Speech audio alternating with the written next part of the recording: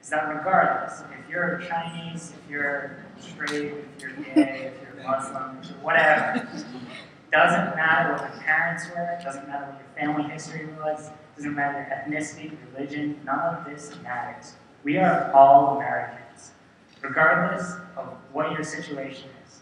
And they want to amend this and take this away from every American. If we start defining citizenship based on genetics, how can we possibly make an argument against the autocracies of the world to say that we treat everybody equal? We need to treat everybody born here as a citizen because they are citizens. This is the way America has worked. This is the way America will continue to work. And if we take away this fundamental freedom allotted to the people born here, it will be a disaster. The very idea that we would tinker with birthright citizenship is one of those horrifying aspects of political debate today. It is a fundamental human right that every person born in the world has some form of citizenship. The reason that we have birthright citizenship has several historical facts. First, the 14th Amendment was passed so that we could not retroactively revoke the citizenship of those who fought on the side of the Confederacy. And this was put in by the Union so that we could speed up the reuniting of the country. But what has happened is that the 14th Amendment is critical. It's critical to those who are emigrating to the United States because what that means is that children born to foreign-born people are guaranteed United States citizenship. If I was born, my parents were immigrants in the United States, if I was born in certain countries in the world, I would not be a citizen in that country. There are countries that do not recognize birthright citizenship. That is a dangerous path to go down. It took several Supreme Court decisions brought upon by many immigrants, including the Chinese Americans, to ensure that people who were born in the United States soil to both U.S. citizens and foreign aliens were citizens of the United States. And the day that we repeal the 14th Amendment is the day that we abolish a fundamental human right that is enshrined in the Constitution. I would just like to add real quick that until you're 21, you can't sponsor anybody to come over to the country. So this idea that immigrants bring their yet-to-be-born children over and then get credit is a false. Well, I mean, let me just add that the 14th Amendment, originally, if we want to get to the history part, that was a Republican idea. And if we want to talk about history, the original intent of the bill was to make sure that the freedmen, the free slaves, the Democratic Confederacy, granted citizenship, and they would guarantee that right.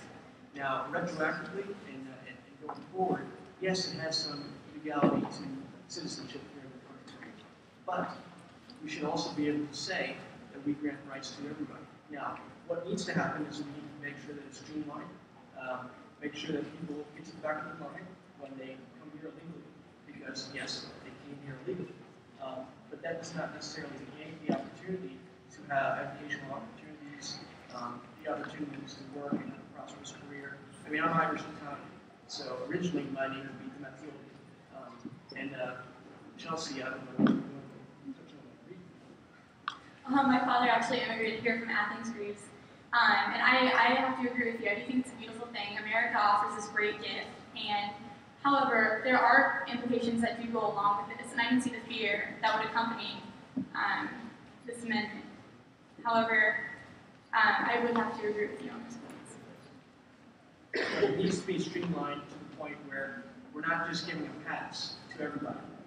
We're a nation of law, and we will uphold that law. And if we say people should have the right to come here, but it should be under a regulated authority and limited to X number of people if necessary, people should follow that law. They should be able to say, I'm going to come here, I'm going to make sure that my children are taken care of, I'm going to learn English, I'm going to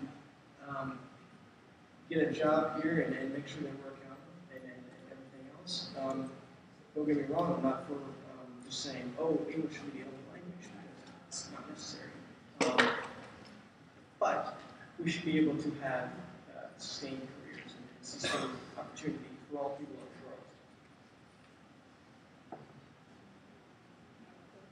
Well, I guess we were in agreement here that should be that's good. I'm not on time just 1 minute to get into the full historical lesson on party realignment, but obviously the Southern Democrats' suggestion here are not we all know this, and this is not really, this is not really a valid point.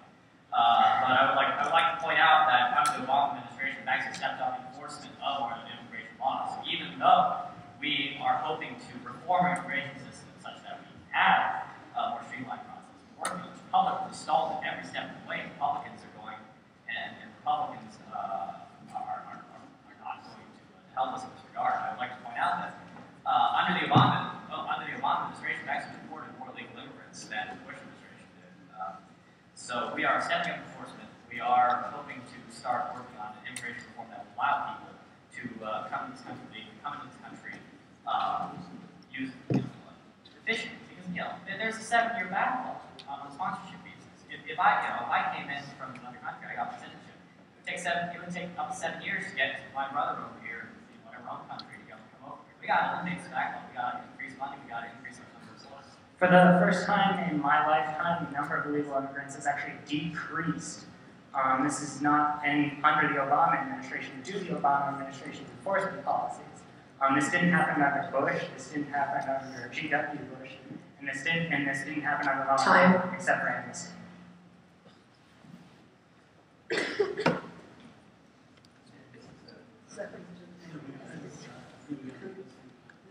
The next question is coming to the Democrats. Should the Bush tax cuts be allowed to expire? Why or why not?